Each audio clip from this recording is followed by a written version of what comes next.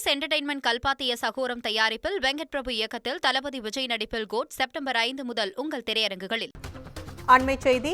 சென்னை அண்ணா நூற்றாண்டு நூலக கலையரங்கம் முறையாக பராமரிக்கப்படவில்லை என புகார் தெரிவிக்கப்பட்டுள்ளது. கூடுதல் விவரங்களை செய்தியாளர் கீதன் வழங்க கேட்கலாம். வணக்கம் கீதன், கூடுதல் விவரங்கள்.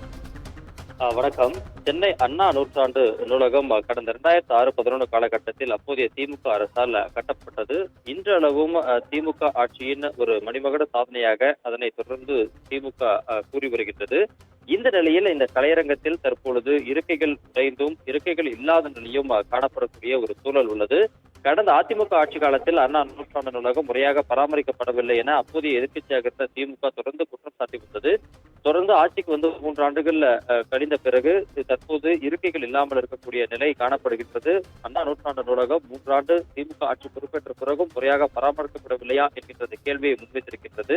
திமுக ஆட்சி பொறுப்பேற்ற பிறகு அண்ணா நூற்றாண்டு நூலகத்தை புனரமைப்பதற்காக சிறப்பு நிதி ஒதுக்கீடும் செய்யப்பட்டு பணிகள் மேற்கொள்ளப்பட்டன.